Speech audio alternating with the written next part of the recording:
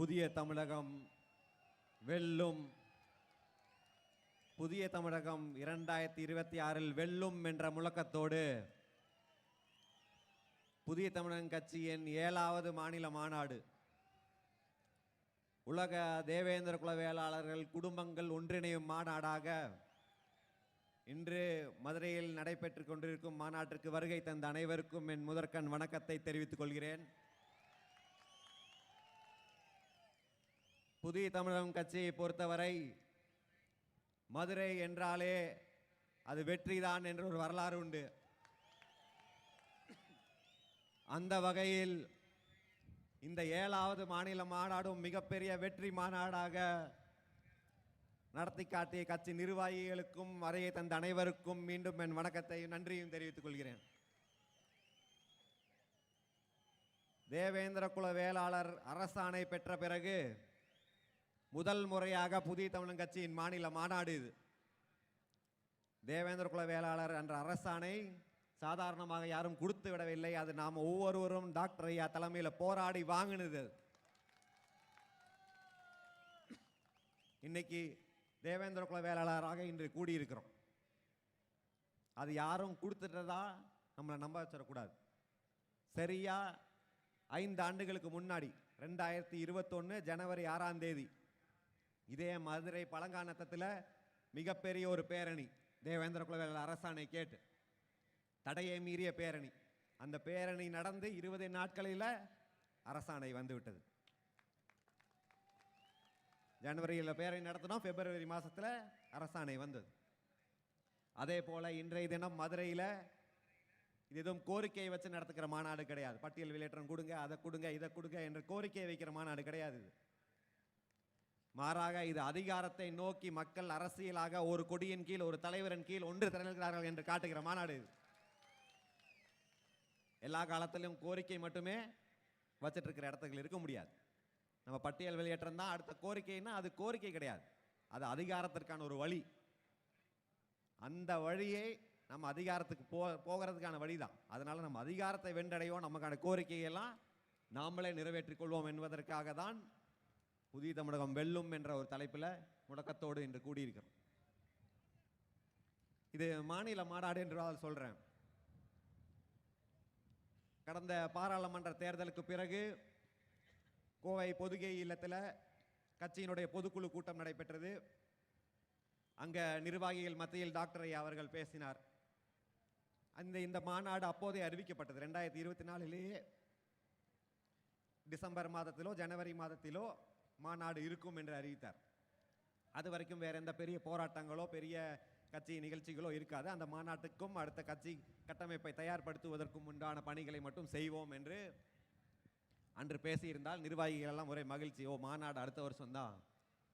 ஆனால் அன்னைக்கு சொன்னதும் தான் சொன்னார். அன்றிலிருந்து ஒரு வாரம் கூட ஓய்வு இல்லாமல் தொடர்ந்து உழைச்சிக்கிட்டே போராடி கொண்டே இருந்துகிட்டு இருக்கிற புதிய தமிழகம் கட்சி.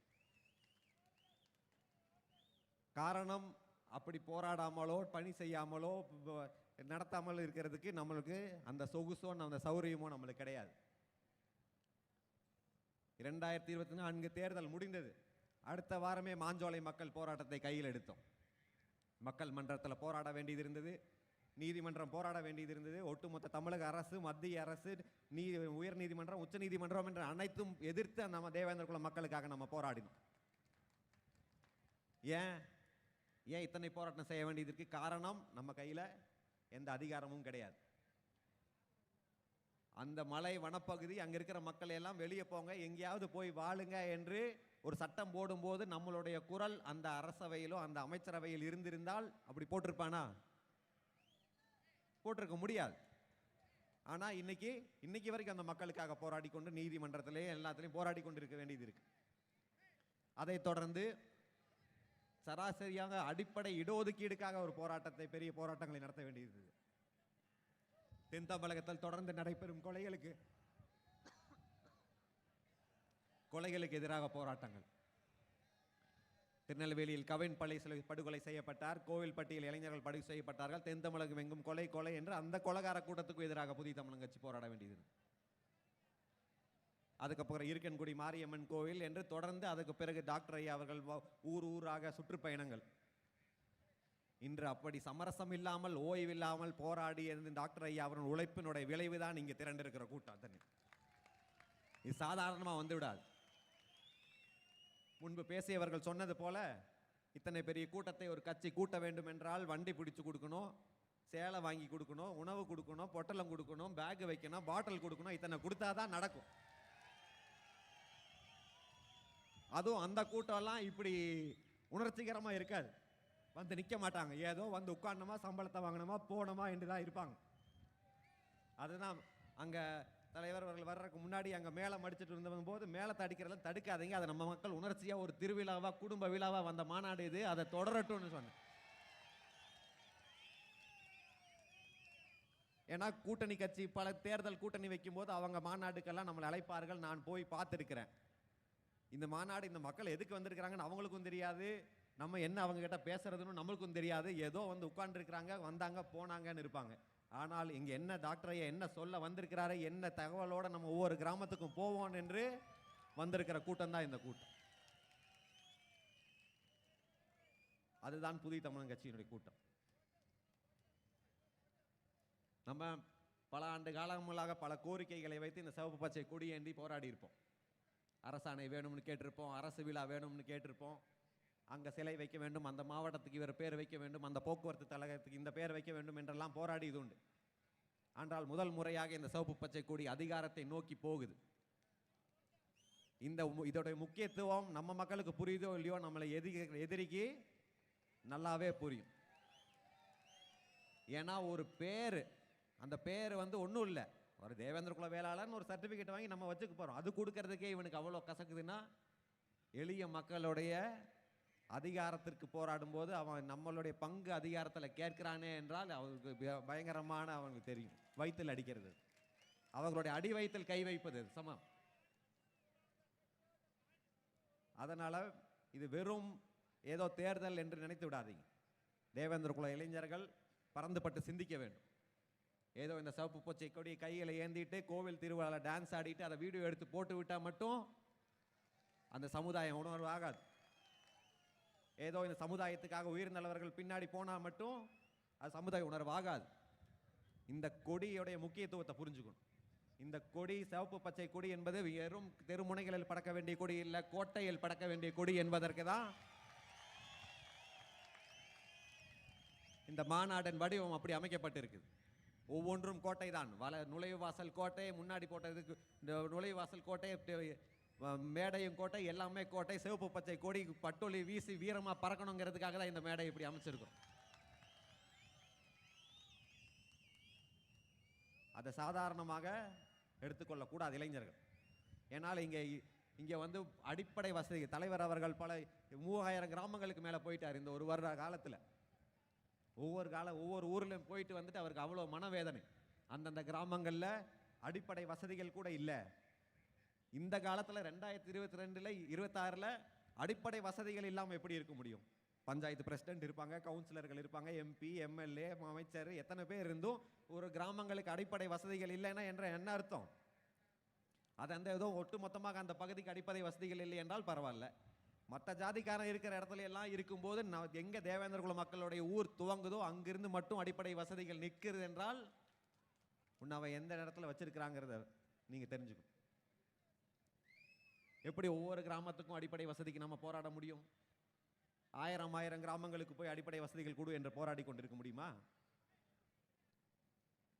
அப்படி போராடி ஒவ்வொரு கிராமம் 1000 போராட்டங்கள் நடத்த முடியுமா? அந்த மக்களுக்கு வேலை இல்லையா? மாறாக இது வெறும் அந்தந்த கிராமங்கள் பிரச்சனை கிடையாது. ஒட்டுமொத்த தமிழகத்தில் தேவேந்திர குல வேளாளர்களுக்கு அதிகாரம் இல்லாததுதான் பிரச்சனை. அந்த அதிகாரம் தான் ஒரே தீர்வு. இங்க பட்டியல் வெளியேற்றமாக இருந்தாலும் சரி, எதுவாக இருந்தாலும் சரி, தேவேந்திர குல வேளாளர்கள் புதிய தமிழன் கட்சியாக ஒரு அணியில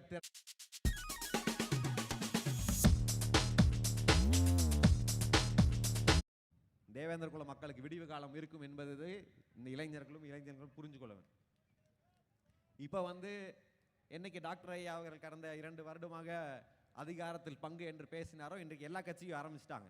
அதிகாரத்தில் பங்கு வேணும், அதிகாரத்தில் பங்கு தான் இருந்தால் தான் கூட்டணி என்று ஆரம்பிச்சிட்டாங்க.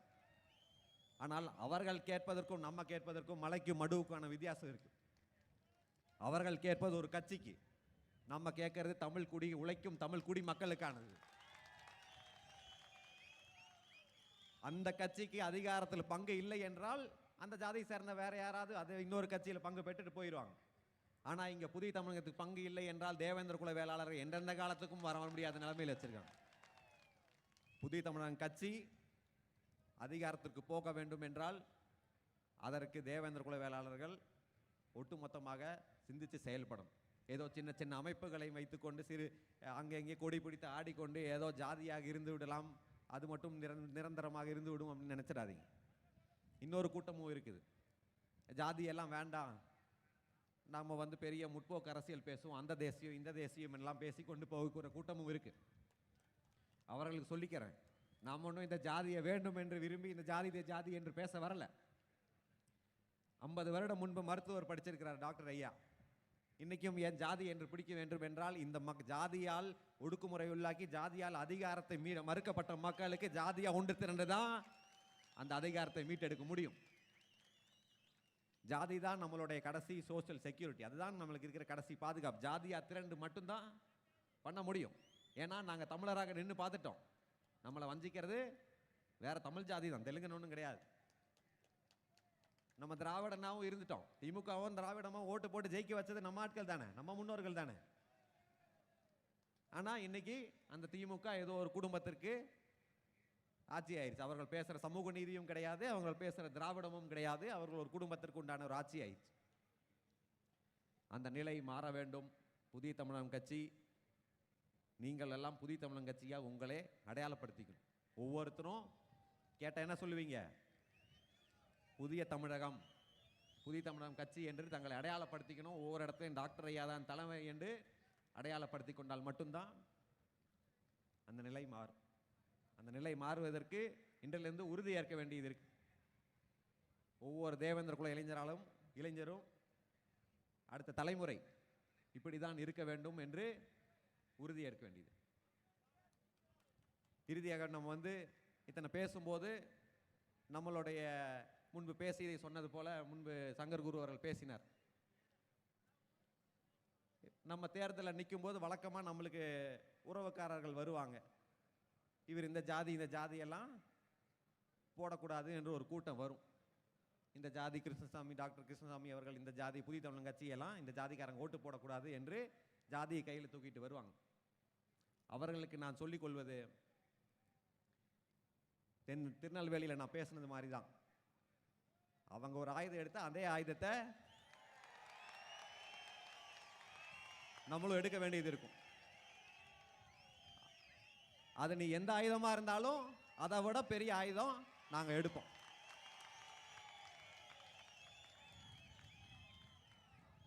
நீ ஏதோ நாங்க நிக்கிற தொகுதியில வந்து புதிய தமிழகத்தை தோக்கடிப்போம்னா 2024 ராம்நாட்டில் நடந்த மாதிரியும், நெல்லையில் நடந்த மாதிரியும், தேனியில் நடந்த மாதிரியும் உங்களுக்கு பாடம் புகட்டப்படும். இது ஒன்றும் அவர்கள் மத்தியில் வெறுப்புணர்வு உண்டாகிறதுக்காக பேசுறது கிடையாது. அவர்கள் மாற வேண்டும், திருந்த வேண்டும் என்பதற்காக பேசுவது. ஏன்னா இப்ப நாங்க சொல்லணும் புதிய தமிழகம் கட்சி போய் பிரச்சாரம் பண்ணணும்னு அவசியம் கிடையாது. நம்ம மக்கள் எல்லாம் அந்த விஷயத்துல தெளிவாயிட்டீங்கல்ல. நீ எங்களுக்கு எதிராக அந்த ஆயுதத்தை கையில் எடுத்தா, நீ எந்த கூட்டணியா இருந்தாலும் எந்த கட்சியாக இருந்தாலும் என்ன சாயம் பூசிட்டு வந்தாலும் உனக்கு அதே ஆயுதத்தோட பதிலடி கொடுக்கப்படும். அதனால நீங்க அதை விட்டுருங்க. மற்றபடி இது தேர்தலுக்கு நெருங்கிய காலத்தில் இருக்கிறனால எல்லாரும் பார்த்துட்டு இருப்பாங்க, புதிய தமிழகம் கட்சி எந்த கட்சியோட கூட்டணி வைக்கும், என்ன தேர்தல் நிலைப்பாடு என்றெல்லாம் அதெல்லாம் டாக்டர் ஐயா அவர்கள் அறிவிப்பார். நான் சொல்லிக் கொள்வது, ஆட்சியில் இருப்பவர்களுக்கு, தமிழகத்தில் யார் ஆட்சியில் இருந்தாலும் அந்த ஆட்சி நிரந்தரமாக அடுத்த 100 வருடத்துக்கு தொடரும் என்ற ஒரு மிதப்பில் இருப்பார்கள். அது எல்லா காலத்திலும் அந்த மிதப்பு வந்து அவர்களை அடித்து அடுத்த 15 வருடத்துக்கு கூப்புள் உட்கார வைக்கிற மிதப்பாக தான் இருக்கும். இந்த முறையும் அப்படி ஆய்விடும்.